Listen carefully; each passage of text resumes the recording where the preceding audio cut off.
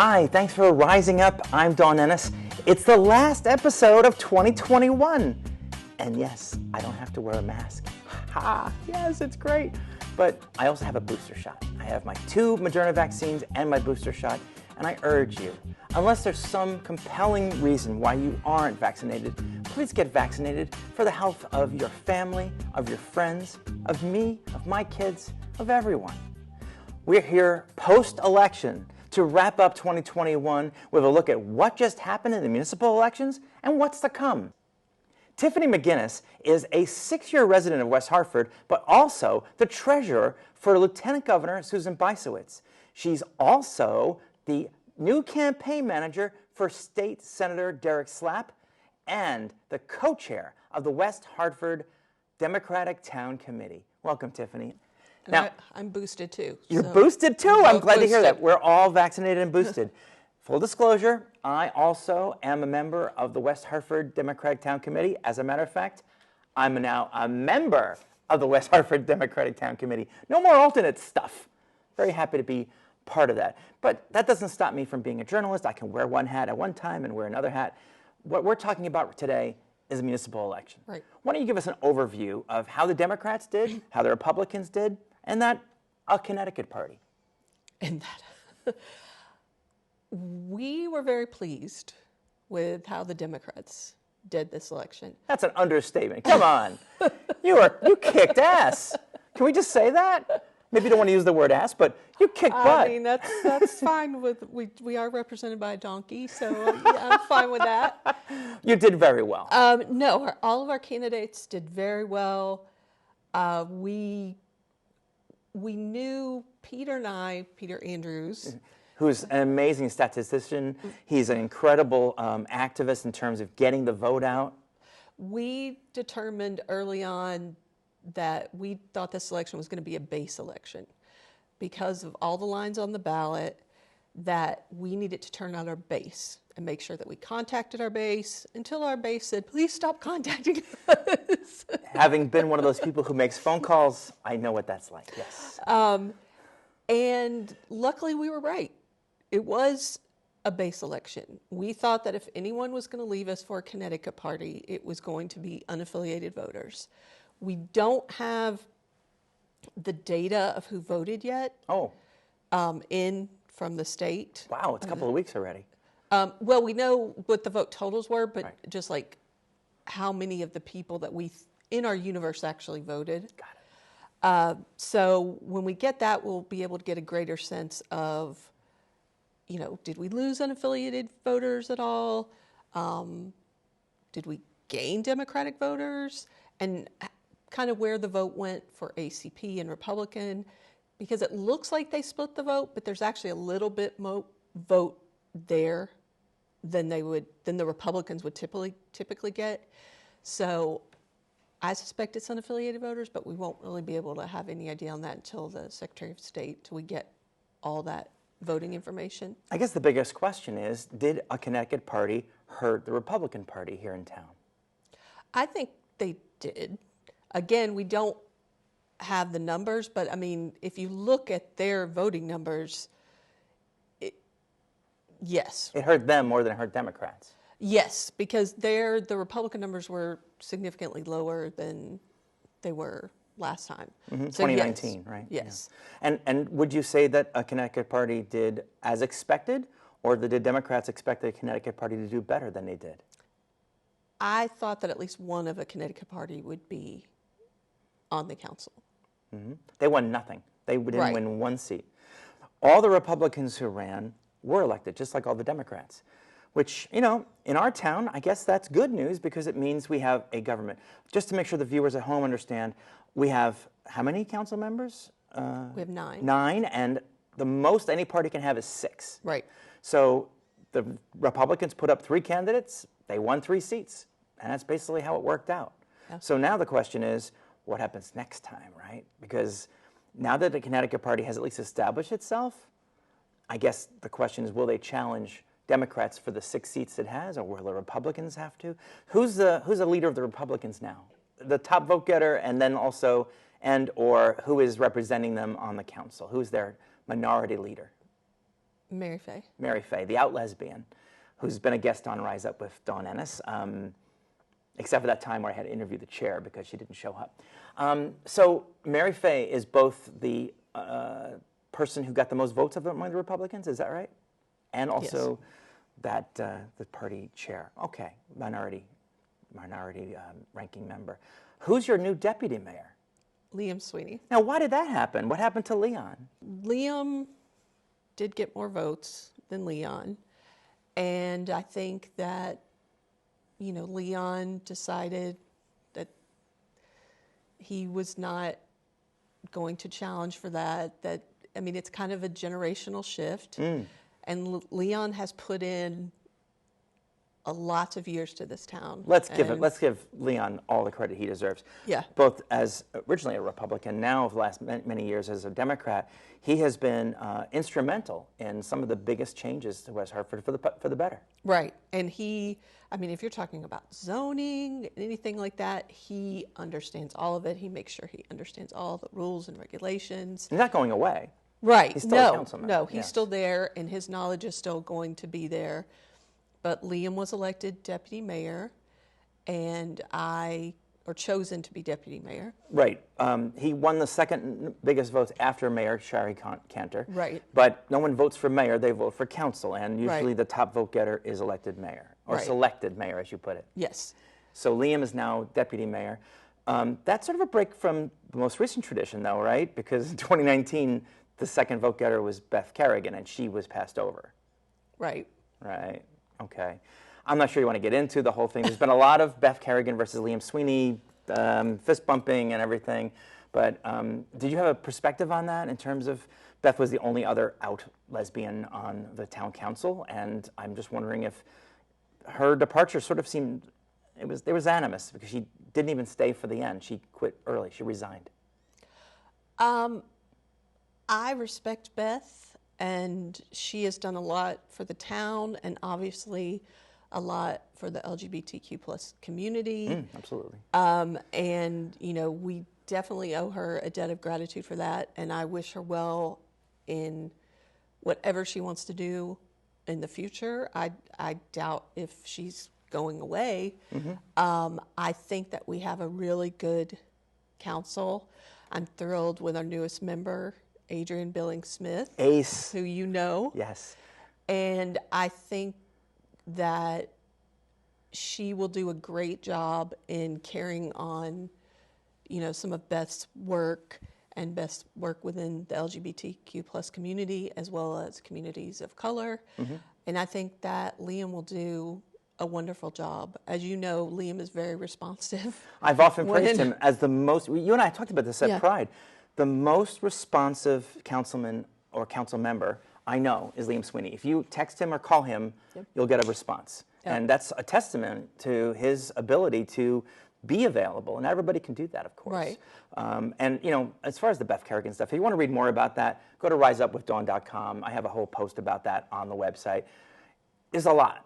But we're here to talk about the future. Now, Liam, as deputy mayor, as Ace, as a head of the Concerned Parents of Color of West Hartford, as the driving force behind Unity Green, as the driving force behind Juneteenth, I don't know of anybody who is more connected to our community of marginalized folks than Ace. Right. And she brings a new voice. We had Carol Blanks, and Carol is still a council person. So it's now we have two persons of color on our council. Tell me why that's important. Does it matter? I mean, you and I are both white women. So does it matter if we have people of color represented? I mean, tell me why it is important. I think it's important if you look at when Kamala Harris was elected vice president and you look at when Barack Obama was elected president, kids looked at the television and you saw the videos when Kamala, the little girls, she looks like me, mommy, she looks like me. And that is so important to have for a child to see someone that looks like them in leadership. Even as women, for so long, every time we looked at the television in politics, all the leaders on committees and different things in Congress, most of them were men. Yeah. And for white men. Right. And for, when you're growing up looking at that, it does put it in your head, oh, that's not something that I can think about being, because you don't ever see we didn't see a Nancy Pelosi. Right. You know, we didn't have a Nancy Pelosi growing up. Nope. And we had some women of color, but obviously not to the level that Kamala Harris has achieved or to the level that Barack Obama achieved as leader of the free world. Even Disney World is announcing that they're going to have black Santas for the first time at Disneyland and Disney World. Why not? Why not show people like themselves, you know? Right. I mean, it's really important. And I will say, you and I have talked a lot about, there are a lot of white folks who happen to be men, who identify as cisgender men, in the West Hartford Democratic Committee. What are you saying to people who want to get involved in politics by having people like Carol, Ace, Shari, all those people who are on, and plus the Board of Ed, also very, you know, a lot of representation. Am I missing anybody? I'm missing anybody on the town council? I think Shari, Ace. Ben. Well, Ben is a male, but yeah. And Ben's wonderful. Ben is a congregant at my temple. And Liam, of course, is another man, but very allied. He's a great ally. He shows up at Pride, lovely wife and kids. But what I'm trying to say is that by showing that our party, because I'm going to say our, Democrats, is more diverse, is more representative, what is that message that you're sending to the constituents and people who would like to sit in one of those seats maybe someday? I hope that it's sending the message that you're welcome to come join us, you know, that we want you here. And we still have work to do on our DTC. And John and I, John Bailey, who is the chair, I mean, we know that we still have work to do. And as soon as this municipal election was over, we're on the phone. How can we do this? How can we, you know, increase diversity here? How can we make it where if you're a woman, that sometimes you're not the only one in certain meetings. Yeah, and that your voice is heard. Right. And that you do have other women standing with you. Yeah. Right, right. So Mr. Bailey has been wonderful in that regard and very outspoken about it. No Yes. offense. No, I'm not going to leave him out. I want John to know your efforts are appreciated and recognized. Yeah, and that was one thing during the municipals. Peter and I, you know, we handled who we thought we should target, how we should do it, where we should spend money. And we would come to him and say, look, this is what we think we need to do. And he was, go for it. You guys know what you're doing, do it.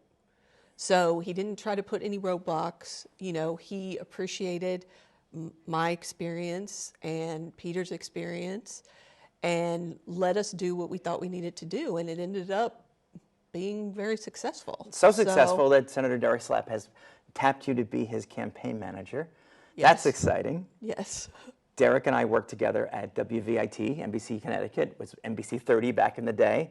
And he's been a guest here, and he has his own little show he does once in a while. I love Derek. Why do you think that, first of all, why is Derek running for re-election, and why did he pick you? I think Derek's running for re-election because he, like a lot of politicians, and why I do it, what I do, is that he feels a calling to make things better and to not accept the status quo. And, you know, to realize that even though we have those little girls now that saw themselves on television with Kamala Harris, that there's still so much more work to do. Gender equity is very important to Right. Senator Slapp. Right. I've seen him, I've heard him, I've watched him make laws and change the way Connecticut treats people of the female gender, because we are often second class, even though we outnumber the men. That's the most amazing Well, thing. yeah, that is the thing, and I appreciate, because sometimes you'll see politicians in Washington do things, or even say in Texas. Oh, reproductive rights. Yeah. Hello. And the people doing this, they have daughters. Yeah. And you're like, And mothers. How? Yeah, well, yeah, they came. They couldn't be here. Exactly. And you're like, how do you justify that? So, you know, Derek has 2 daughters. Mm-hmm. And I know that when he thinks about what he should be doing in the legislature, that he thinks about his daughters and his daughters' friends and his mom and his wife.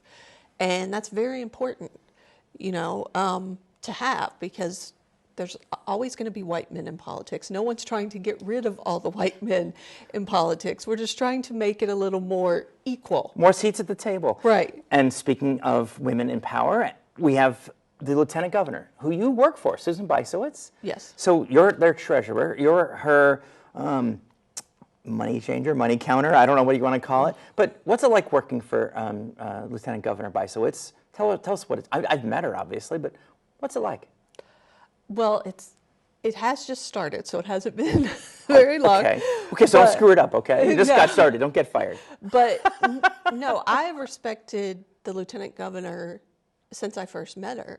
And when I started New England Women for Biden-Harris during the presidential campaign, she came and we did a kickoff, and she agreed to be the keynote speaker.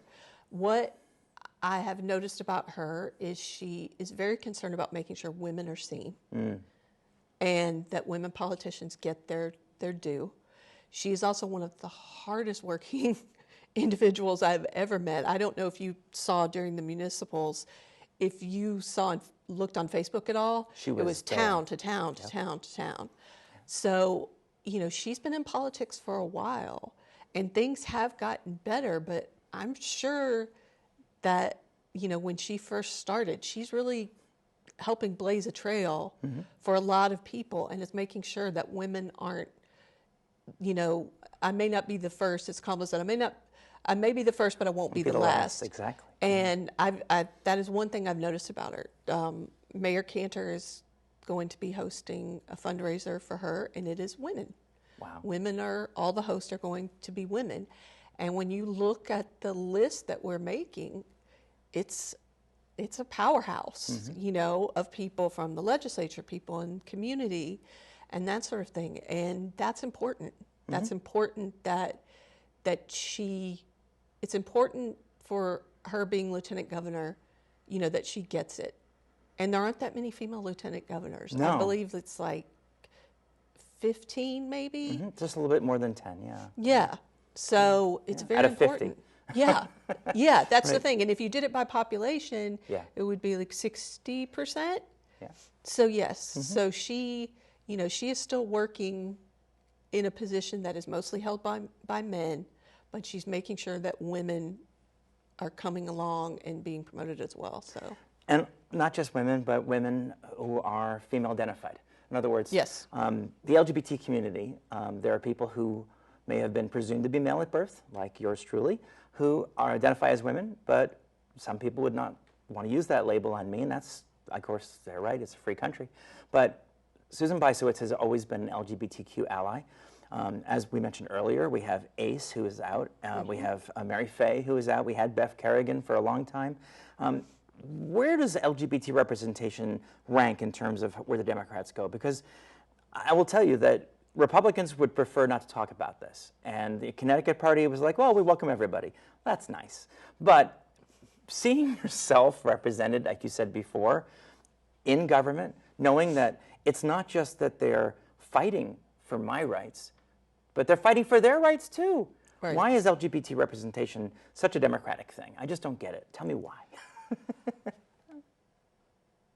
I mean, it's a Democratic thing because I think the Democratic Party represents people. It doesn't matter who you are. As long as you hold the core set of beliefs, which are broad, because the Democratic Party has a lot of different, We look at Washington, it's pretty wide-ranging. We have progressives, activists, we have moderates, we have blue dog Democrats, there are a lot of people so it's a lot. And, people, even. But I think the bigger question might be, why doesn't it represent the Republican Party? Why don't they want that representation? Why, when they do have someone like Caitlyn Jenner that came to speak at an event, she got booed and heckled and made fun of by her own party. Right. And yet, like Caitlyn Jenner, there are conservative Republicans, even trans Republicans, and it always surprises me that you would be a part of a party that is against your own interests. Right. I mean, the 2020 platform for the GOP was copy-paste from 2016, the Trump party. How much is Trump an influence here in West Hartford? Because I think that if we could just let him go away and forget about him, it would be great, but he's not going away. No, he's not going away because, unfortunately, he made it okay for people to show their worst selves. Come out from under the rock. Right. Yeah. He made it okay for you to where you may not have said something to someone before. You may have said it when you got in your car Thought it or in your when you head. got home. But he made it okay to just do it to someone's face without any thought about, how we treat other people. And I don't think once you open that Pandora's box, that pushing that back in is going to be easy, as we've seen with our boards of education around the country, even in our own town, that people think that they can come and they can say whatever they want to Without consequences. Right. Yeah. Right. Yeah. The congressional side, people have noticed an uptick in violent speech. We had a congressman in November who was censured because he put out a video of him killing, AOC, of him attacking Biden with knives. And Republicans stood by this man, Gosar, and they said, well, it's free speech. No, killing people? I just, where have we gone? Where are we going? I wish that I knew. Does it frighten you personally? I mean, do you worry? If I was on the Board of Ed, I'll be honestly concerned. These are people who are volunteers. Yes. They're not making a penny. Yes. And they're there to help our kids get a good education. Right. Right. This is a volunteer position. You're not getting paid. You're doing this because you believe in your community and you want it to be better. Right. And you're getting emails and people are showing up to the meetings, saying derogatory things about you. I think that what we have to do as, not even as Democrats, but just as people who think this is wrong, is we have to say so. Yeah. And we have to call a lie a lie. Yes, thank you. Like when you say that, the article the national article that came out about what our children are being taught in Critical, schools. it was about social and emotional learning, Right. SEL. Yes. Right. And, they said that we were telling children that the gender they were born was wrong. No one is telling children that. All we're telling our children is that everyone is different and to be accepting of everyone. And I don't know how that turned into being something that is wrong, because that's just about basic kindness and love and caring. And, they spew misinformation and disinformation. But they also do that in their own silos. Right. So even this show, if the Republicans and conservatives were to watch it, they would, of course, call us fake news because it's not preaching Right. to their own little silo. Right. And that's my problem, is that I don't know how we'd reach people like we used to. We used to be able to trust Walter Cronkite or even Dan Rather to tell us what's going on. Those days are long since passed. I mean, Peter and I and John and I and several other, just anybody actually that I could talk to this week, even our representatives like Kate Farrar and Jillian, I've talked to them. Gilchrist, yeah. Yes, I've talked to them about it because it's frustrating. It's like, how do you fight this? Like, if I'm managing a campaign, I can argue policy, I can argue all different kinds of things, but arguing with just people believing things that aren't true, and I think that the first step is to call it a lie. Right. Call it a lie. So it's an uphill battle for Tammy Exum, for Jillian Gilchrist, for Kate Farrar. I have to get Tammy and Jill. I have had Jillian on the show. I haven't had Tammy or Kate on the show. For all of our representatives, because they also have redistricting to deal with. Can you talk a little bit about what's going on so people understand what is redistricting and why is it happening here? So redistricting happens once every 10 years when we have the census, which is why it's so important to fill out your census. Note to 2031. Yeah. Yes. Just keep that in mind for 10 years from now, that you need to do your census. But I just saw the maps for the first time on Thursday, and I haven't had time to really dive into them. But basically, what they've done is, I believe about 40% of Representative Farrar's district is now in Newington. So she still has a district, but it includes Newington now. Right. a little part of her district went to a Hartford rep. Okay. And I cannot remember Whatever. his name right now. He's not on TV. But the Hillcrest area, I think that went into a Hartford district. And we also lost part of Avon, right? Or Farmington? Farmington. Tammy no longer has Farmington. Right. So Farmington is now. Yeah. Yes. Which she had a very small part. So I think them being represented by one is probably good for them. She has more of West Hartford and less of Avon. Okay.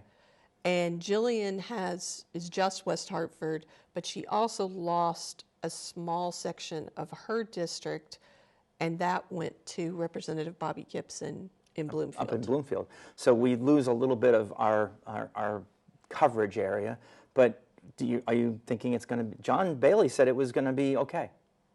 Oh, no, it'll be fine.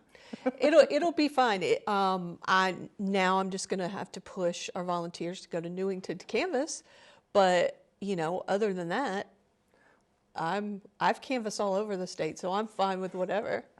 In the time we have left, is there anything that you wanted to include that I didn't ask you? Because I always like asking people if there's something that I forgot to ask you that you wanted to make sure is really clear to our viewers.